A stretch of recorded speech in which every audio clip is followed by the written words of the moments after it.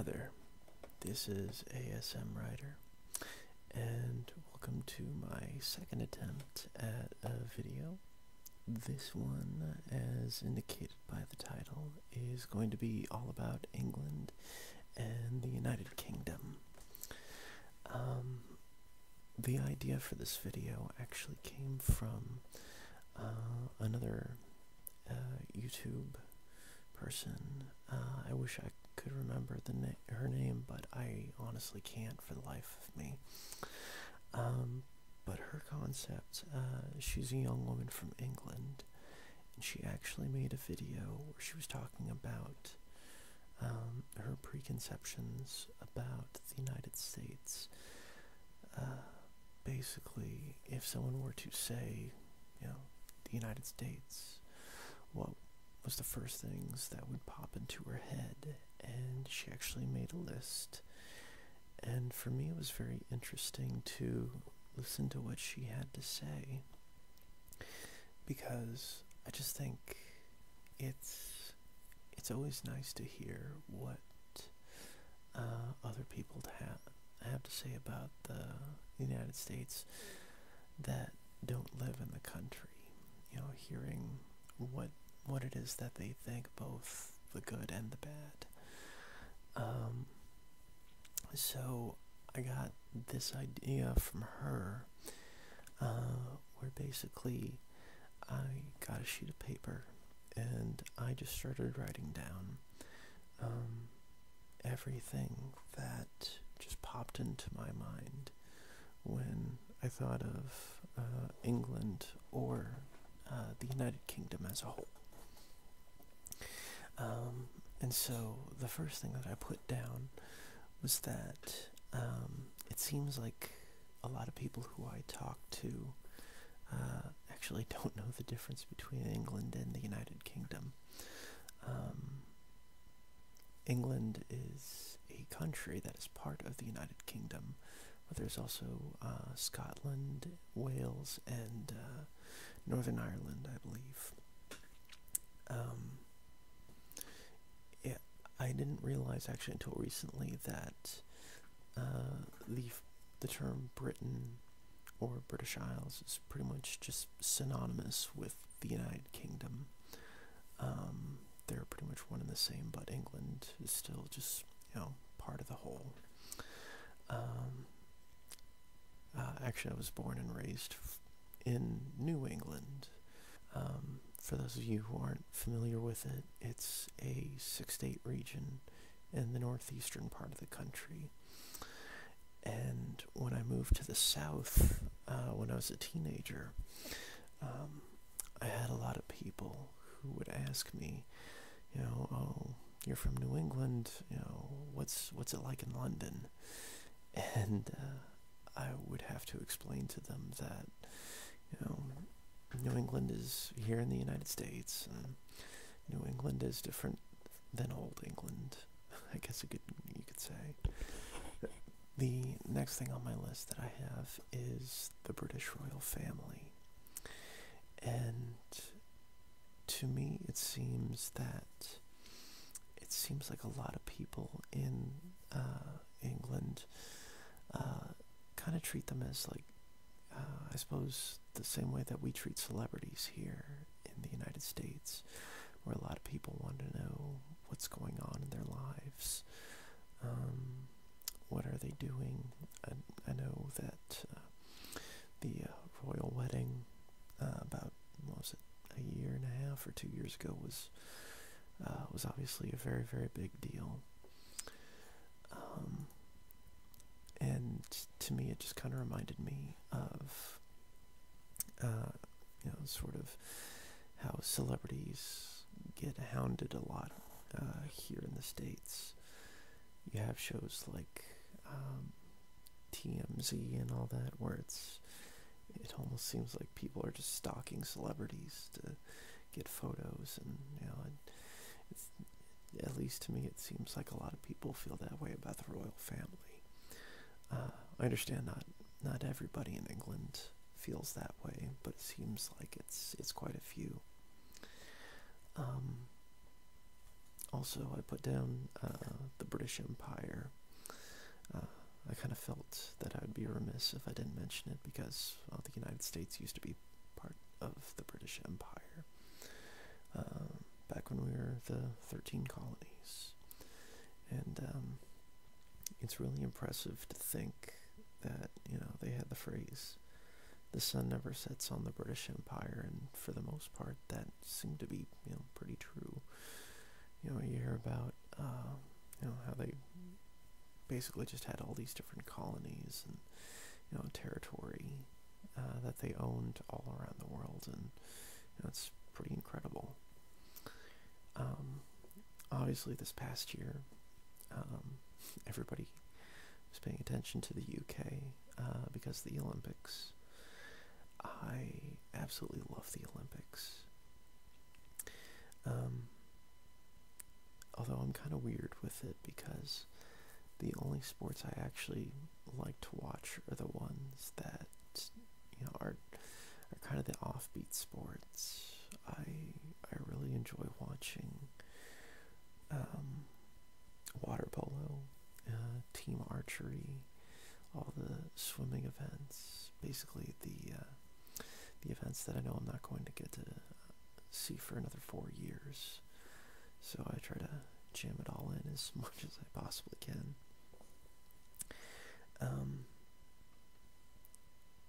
I don't know why, but for some reason here in the United States, there's kind of this perception that English food is gross.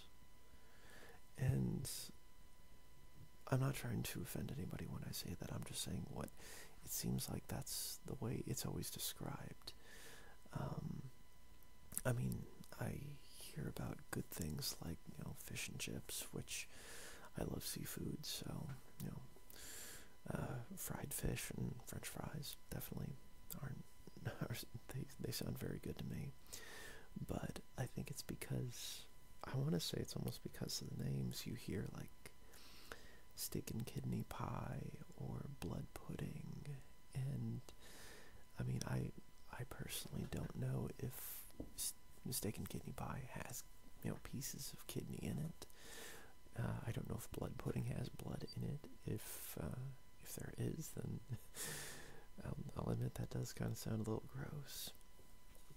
But I've never personally had it, so I can't really speak to it. I would absolutely love to go to England, and if I do, I will definitely try it. Anytime I travel, I like to eat whatever is I guess you could say, like the native, food. Since I've done most of my traveling in the States, I've, had some pretty common stuff.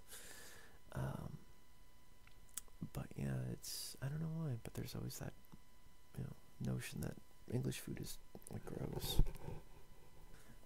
One thing that sounds interesting to me, and usually whenever you think of England here in the States, it's the first thing that pops into your head, and that's tea time, or I guess high tea. I know there's a difference between high tea and low tea, but I have no idea what exactly it is. But to us, there's, something very British about, tea and crumpets. You stop at 4 p.m. every day and you have your tea. I don't know how prevalent that really is. But it seems like, based on a lot of the videos that I see from the English whisperers, people in England do drink a lot of tea. It seems like tea is their equivalent to the United States in coffee. Or I could be wrong. I suppose I should have started this entire video by simply saying this is just, what I have heard are the perceptions of England and what are kind of the, prevailing themes. I realize I could be saying things that are grossly, untrue. And I'm not trying to say that to, be mean or insulting or anything like that. It's just I'm very curious about England, and I like learning about a culture that isn't mine. It seems like you hear a lot about UK slang, especially like when I talk to my friends who've been. They talk about how different the slang is and the terminology. And in certain movies, they make it to be very, very different. One thing that my friends have always said was, if you're in the UK, don't like if you want to offer to drive somebody home, never say like, "Can I give you a ride?" Because I think they said that offering someone a ride means something very, very different. So apparently I need to be careful if I ever go over there, if I'm trying to be polite. I think it kind of goes without saying too that the accent in England and different parts of the United Kingdom are very, very well known in the States. I was actually watching a video by Visual Sounds, and she was talking about how it seems that a lot of people tend to think that all English people have a very proper way of speaking. She said, she kind of described it as everyone sounds like Hermione Granger. Which, I mean, I know people talk in different accents, and an accent video is actually something that I've been meaning to do, and hopefully that'll be one of the next ones. But I don't know, I've just always loved those accents, Scottish. I know that Ireland is not part of the UK, but I like Irish accents as well. And I love English accents, all the different ones. I would say those and Australian accents are my absolute favorites just to listen to. I could just sit there and listen to people with that accent talk, which is probably why I like the British ASMR whisperers so much. A good chunk of my list has to do with like music and movies and books and TV and all that good stuff, so I thought I would just name a couple. Obviously with music, we think about the British invasion in the 60s with the Beatles, the Who, the Rolling Stones. In the 70s, Black Sabbath, Led Zeppelin. I am a child of the 90s, and for me, the big British bands when I was a kid were Oasis, who I was really, really into, Bush, and Blur. Everybody seems to always talk about Song 2 by Blur, but my favorite's always been Coffee and TV. Some of the bands that I really like that, don't get a whole lot of play over here in the States, or just have a special place in my heart. The Streets. I really, really like the Streets. The whole album, A Grand Don't Come for Free, is really, really nice. It's just, it's an interesting album to listen to because everything fits together so well. And it's very hard to describe their genre. The lead singer, he's kind of rapping, but it's also a little bit more spoken word poetry with a Cockney accent. And there's like a little bit of hip hop, a little bit of rock, there's a little bit of, not exactly techno, but I don't know if you'd call it electro or what exactly it is, but they're really nice to listen to. Um, this next one's not British. I believe he's Scottish. But Ali Kerr, who, if you guys are anime fans like me, there's an anime called Mushishi, and if you listen to the opening title music, that's actually Ali Kerr. It's called the Sore Feet song. Very relaxing music. Just, I don't know, just very, very enchanting. I really enjoy it. And at the opposite end of the spectrum that I absolutely love is The Prodigy. I love Prodigy so much. They're on my list of bands that I have got to see live at some point. They came through my town about a year or two ago, and unfortunately I wasn't able to go, but I really, really wanted to. For TV, my favorite British comedy right now is The IT Crowd. I've seen all 4 seasons. I absolutely love it. It's a nerd humor.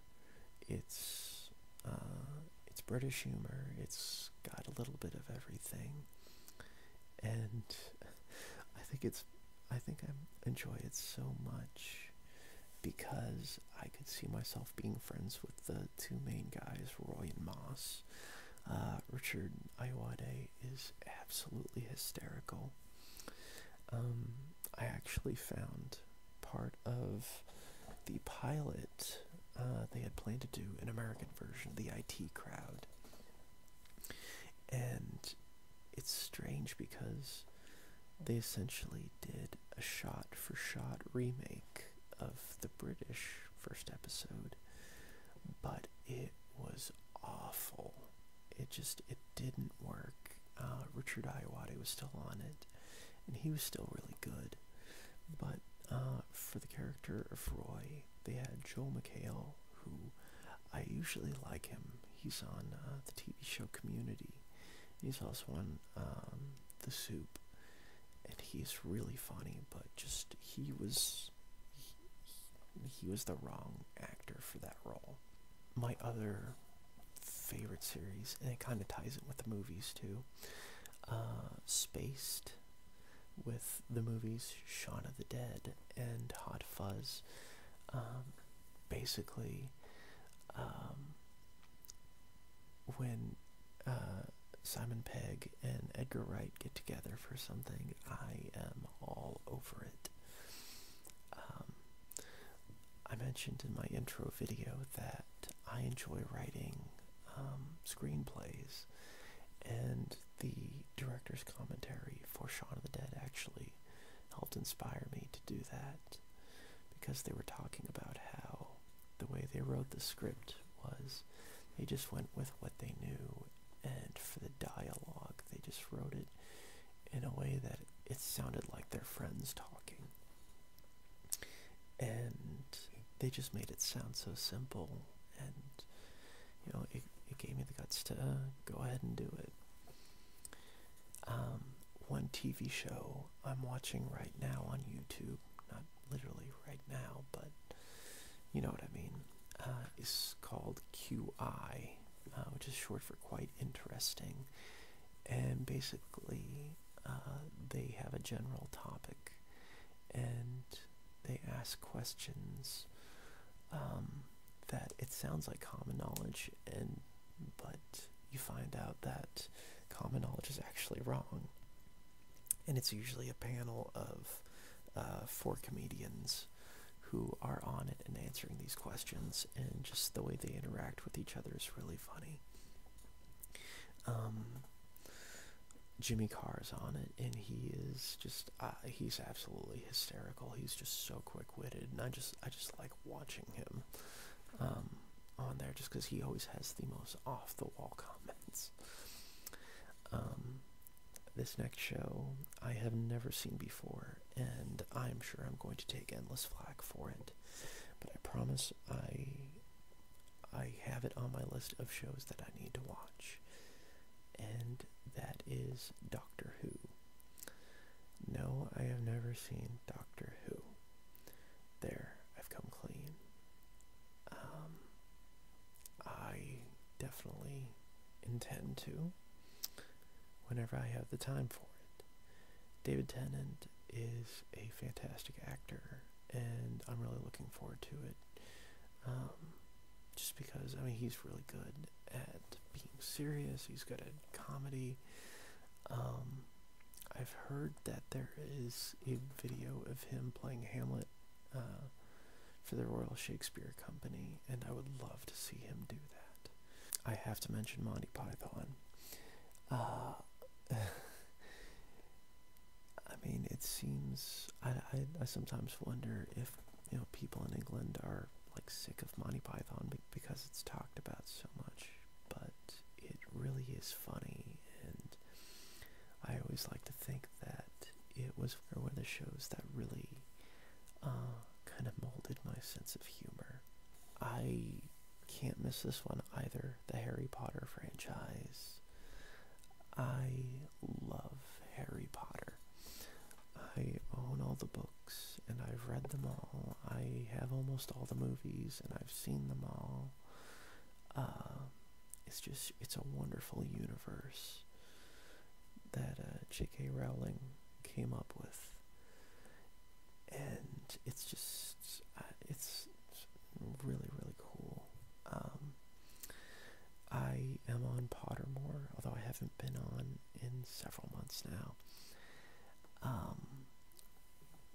I'm not going to lie, I was so excited when I got to Ollivander's wand shop, and I got my wand, which was, I want to say it was like rowan wood, 13 inches long, but I was so excited that it had a phoenix feather core. And then when it got to the point where you get sorted into your house, I just remember thinking, not Hufflepuff, not Hufflepuff. One of my friends who is a militant Hufflepuff said shame on me for that, but I ended up getting sorted into Gryffindor, so I was really happy about that. I know it has nothing to do with England, it's actually in Florida, but I would love to go to the Wizarding World of Harry Potter. I hear it is so much fun. I am a huge theater geek, and so of course one of the first things I wrote down on my list was Shakespeare. I would love to go see a play done at the modern incarnation of the Globe Theatre, and see a performance by the Royal Shakespeare Company. My favorite play of Shakespeare's, and I realize this is going to sound like a bit of a cop-out, but it's genuinely true. My favorite play is Hamlet. I promise you that's not the only Shakespearean play I've ever read. I've read quite a few, but my favorite time and time again is still Hamlet. The soliloquies are absolutely beautiful, and it's also got a lot of humor in there too. You just have to really kind of get in between the lines and really get in there, and there's some funny bits, a lot of body humor too, which is always fun. Different kind of structures in England that stand out. Of course, you got Westminster Abbey, Big Ben, Stonehenge, different things like that. And the last thing on my list is King Arthur, Arthurian legend, Sword in the Stone. It's a really cool story, and I understand that, the legend isn't, a direct representation of history, but, it's still a fun story. I'd say probably my favorite version of it is the 2004, the movie with Clive Owen and Keira Knightley. It was supposed to be more realistic, And all in all, I thought it was pretty good. Truth be told, if you ever watch the DVD, there is an alternate ending. And it's one of the few times where I actually like the alternate ending better than the original one. I'll let you watch it, so I won't ruin anything for you, but it's a really good movie. And that is it for everything that was on my list. So, hopefully to all my British, English, Welsh, Scottish, Northern Irish people who may have listened to this, hopefully I did not offend you with my complete ignorance of your countries. I assure you that it's all out of admiration and love.